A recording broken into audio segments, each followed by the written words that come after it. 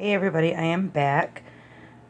Today we're working on some mini work.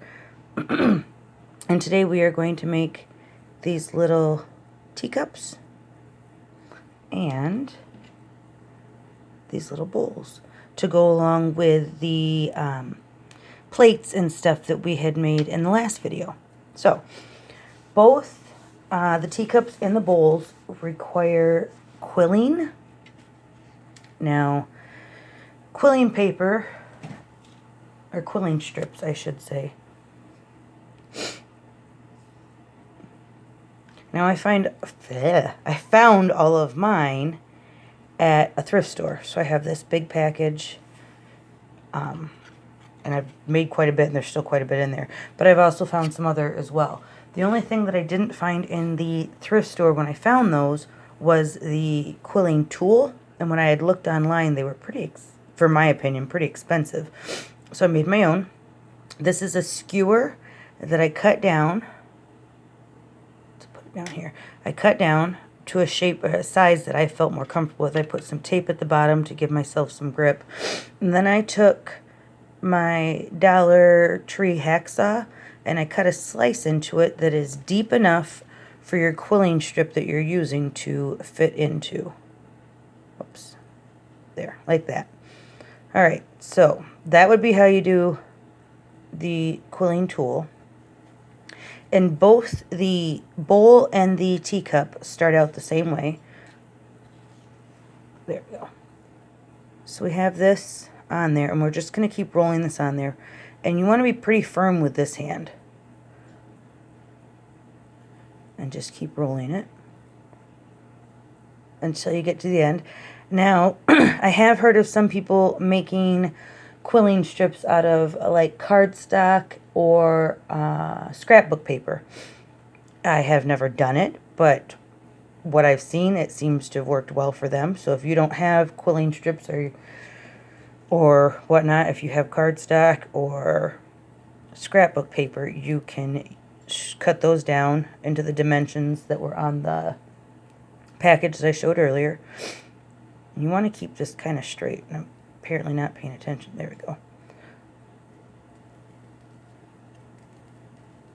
And you can, if it gets, see how that one's getting a little, you can use your fingers and push it back so it's straight again. And then just pull. Don't like yank on it because it's paper. Eventually it'll rip, but just keep it firm and keep rolling it.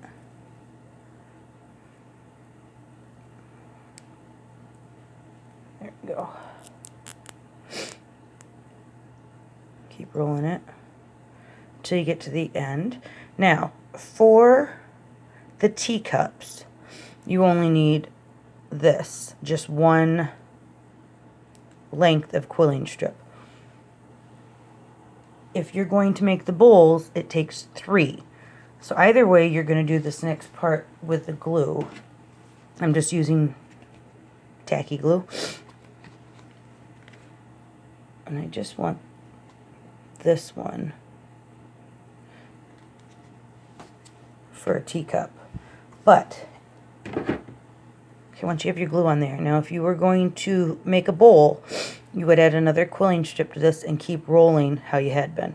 But for the teacup, we're going to fold this over and hold that in place for a second. I have the fast grab tacky glue, so it shouldn't take us very long.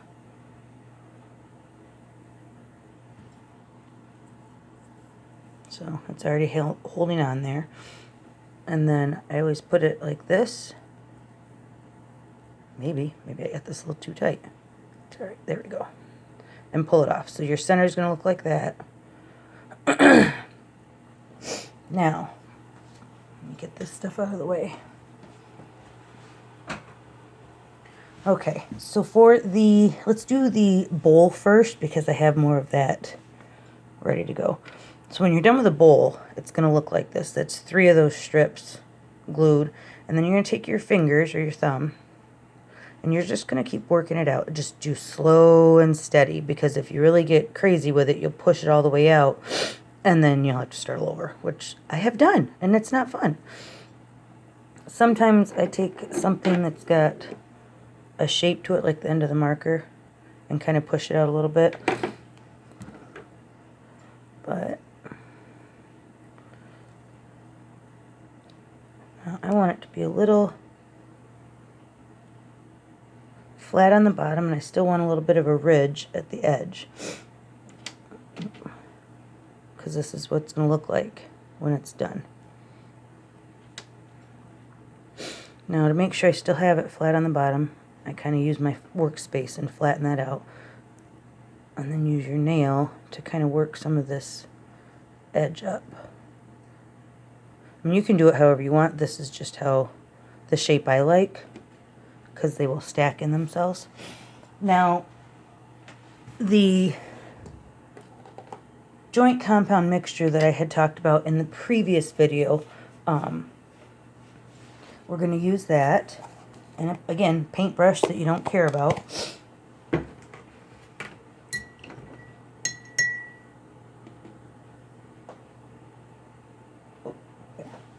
Alright, and you're just going to, and you only can do one side of these at a time.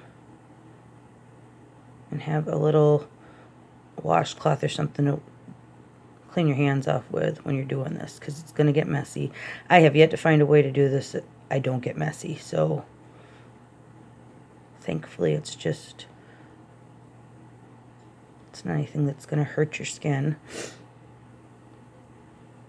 And then you can drop it like I did. You got to let that dry. And it's going to take 2 coats on the outside and 2 coats on the inside to look, there we go, like this. Alright, so then I'm going to take, like, I'm still working on the same set of dishes, so I'm still using the English Ivy Green. Shake that up a little bit and get your paintbrush.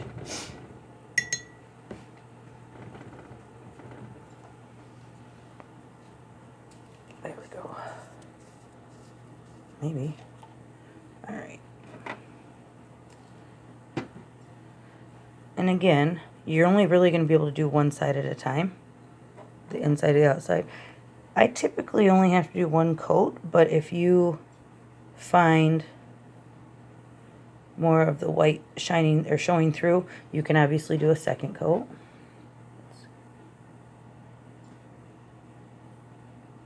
And again, we're going to get some on your fingers because I have yet to find a way to do this without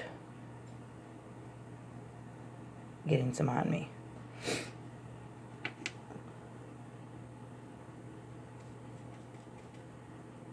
There we go. So once you have that painted inside and out, you can take, if you're doing an accent color like I have been doing, so here's one that's already painted.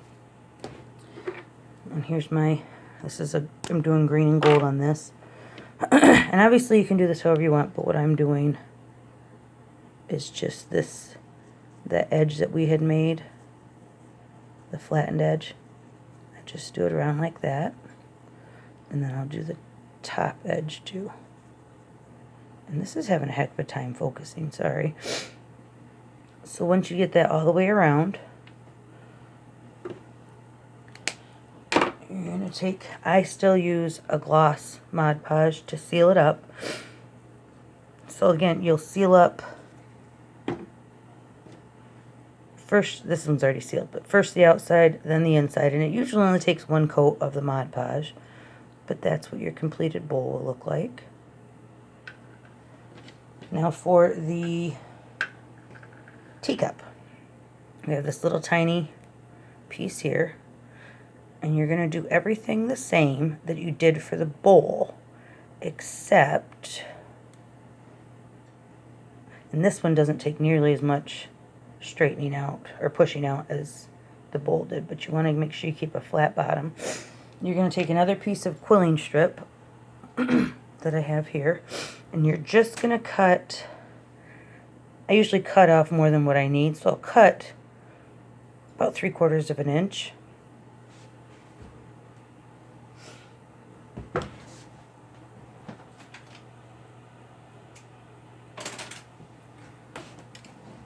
So you're going to cut that down. and you're going to not drop it. Whoops. You're going to glue it. Actually, the easier way to do this is to fold it into the shape you want, or the length that you want. Now you're going to eat up some of this length that you have on this.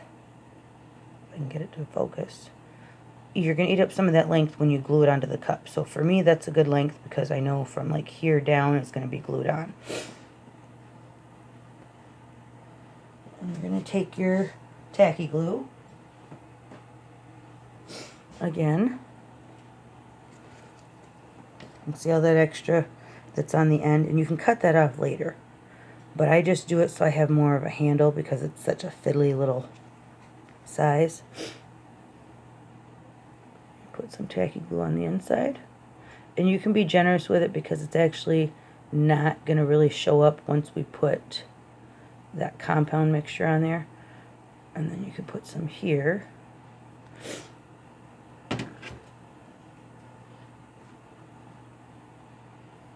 And then on the side, like this, of your cup.